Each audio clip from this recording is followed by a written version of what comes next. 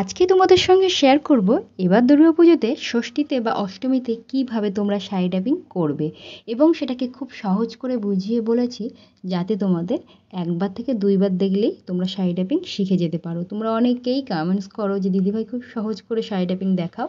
তো প্রথমে দেখো শাড়িটাকে ওপেন করে নেবে, তারপরে যদি তোমরা একটু শর্ট হাইটের হও তাহলে এভাবে ওপরের দিকে কয়েকটা ভাঁজ দিয়ে নেবে, আর যদি একটু টল হও তাহলে কাপড় এভাবে ফোল্ড করার কোনো প্রয়োজন নেই। তারপরে দেখতে পেলে খুব ভালো করে পেটিকোটের মধ্যে এখানে দিয়ে নেবে, এক রাউন্ড খুব টাইটভাবে টেনে তোমরা সামনের দিকে নিয়ে আসবে। প্রথমে যেখানে কাপড়টাকে পেটিকোটের মধ্যে দিয়েছিলে ঠিক সেখানে আবারও একবার দিয়ে তারপরে পিছনের কাপড়টা সুন্দর করে পেটিকোটের মধ্যে তোমরা দিয়ে নেবে।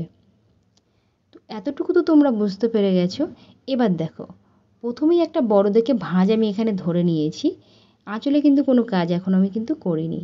তো এরম প্রথম ভাঁজটা যখন ধরবে তার মাথাটা দেখবে যেন ডান হাতের দিকে থাকে, মানে আমরা সাধারণত কুঁচি কী করি বাঁ হাতের দিকে মাথাটা থাকে। আর এই স্টাইলটা দেখতে পাচ্ছ, ভাঁজগুলো একটু বড় বড় করে নেবে। তোমরা যারা একদম বিগিনার্স আছো, প্রথমবার শাড়ি পরছো, তোমরা কিন্তু এভাবে শাড়িটা ড্র্যাপ করতে পারো, খুব সহজ হবে, কোনো অসুবিধা হবে না। খুব ভালো করে পেটিকোটের মধ্যে তোমরা এক্সট্রা কাপড়টাকে দিয়ে নেবে, আর চেষ্টা করবে হাত দিয়ে একটু সরিয়ে দেওয়ার। তার কারণ অনেক সময় কী হয়, এই যে কাপড়গুলো একটু উঁচু উঁচু হয়, পেটটা কিন্তু আমাদের উঁচু দেখায়, সেটা একটু মাথায় রেখো।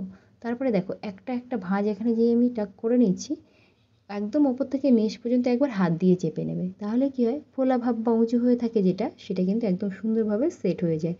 তো এখানে কথা বলতে বলতে দেখতে পাচ্ছ আমি ঠিক 5টা মতো ভাঁজ দিয়ে নিয়েছি, সরি এখানে 5টা আমি কুঁচি করে নিয়েছি।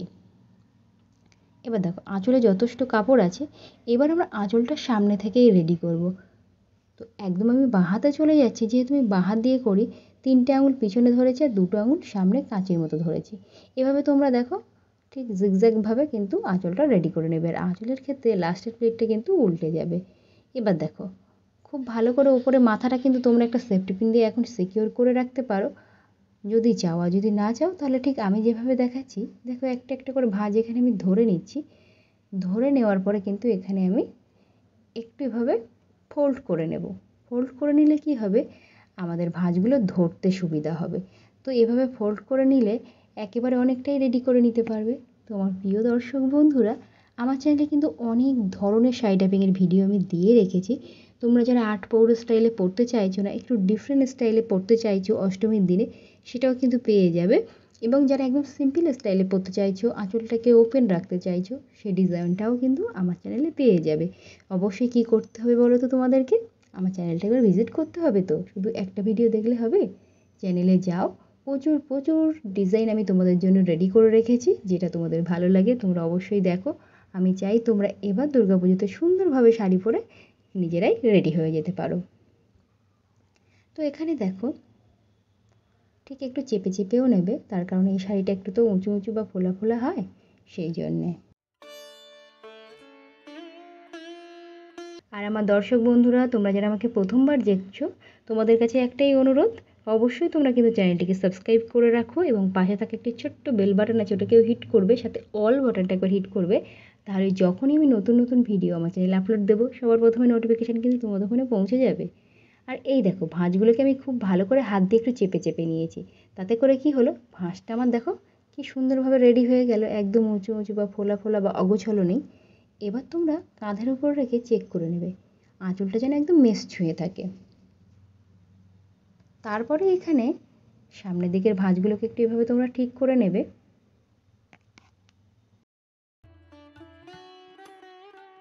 খুব সুন্দরভাবে এখানে কিন্তু প্রত্যেকটা ভাঁজ একটু তোমরা হাত দিয়ে চেপে নিতে পারো, তাহলে কি হবে, সামনের দিকে একদমই তোমাদের ফোলা ফোলা বা উঁচু উঁচু লাগবে না। অনেক সময় অনেকেই আছো এই ধরনের শাড়ি পরলে তোমরা বলে থাকো যে আমাদেরকে বেশ মোটা মোটা লাগে, মানে একদম ভালো লাগে না, সুন্দর আসে না। এটার হচ্ছে একটাই কারণ, যেটা হলো তোমরা হাত দিয়ে সুন্দরভাবে শাড়িটাকে চেপে নাও না। এবার দেখলে একদম ব্লাউজের পিছন থেকে একটা সেফটি পিন দিয়ে এটাকে আমি সেট করে নিলাম, আর তলার কাপড়টাকে পিছনে নিয়ে গিয়ে এখানেও একটা পেটিকোটের সঙ্গে তোমরা সেফটি পিন দিয়ে পিন আপ করে নেবে।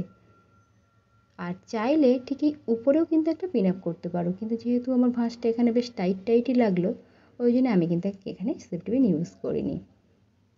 শুধু ভাঁজগুলোকে তোমরা সুন্দর মতো তোমাদের মতো করে সাজিয়ে নিও। যখন এইটুকু রেডি হয়ে যাবে, এবার আমরা কিন্তু পিছন থেকে আঁচলটাকে সামনের দিকে নিয়ে আসবো।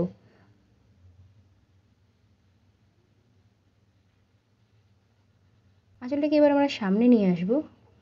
যেহেতু এখানে পিন আপ নেই ওই জন্য এখানে পিন খুলতে হচ্ছে না। তোমরা যদি পিন আপ করে রাখো অবশ্যই প্রত্যেকটা পিন এখানে ওপেন করে নেবে। আর ঠিক ওপরের আঁচলটাকে বাঁ হাত দিয়ে ধরবে আর সামনের দিক দিয়ে জাস্ট দুটো আঙুল বা একটা আঙুল এভাবে ছোট ছোট করে ভাঁজ ধরে নেবে। যেই ভাঁজ যতটুকু রেডি হয়ে যাচ্ছে ওখানে একটা সেফটি পিন তোমরা সিকিউর করে রাখতে পারো। চাইলে এদিক দিয়েও ভাঁজগুলো কিন্তু তোমরা একটু ছোটো ছোটো করে রেডি করে নিতে পারো। যদি মনে হয় তোমাদের এদিকে ভাঁজগুলো ঠিকঠাক পড়ছে না তাহলে এরকমভাবে একটু রেডি করে নিতে পারো। যেমন আমি একটা একটা ভাঁজ এখানে ধরে ধরে হাত দিয়ে চেপে নিচ্ছি। এভাবে করলে কী হয় বললাম ভাঁজটা প্রথমে সুন্দর হয় আর এক হয় আমাদেরকে মোটা মোটা বা ফোলা ফোলা লাগে না, একদম পারফেক্ট লাগে। এখানে দেখতে পাচ্ছ আঁচলের মাথাটাকে এখানে আমি একটু ভাঁজ করে নিয়েছি আর ঠিক ডান হাতের উপরে এখানে আমি রেখেছি। এবার একটা ব্লাউজের ভিতর থেকে সেফটি পিন দিয়ে পিন আপ করে নেব।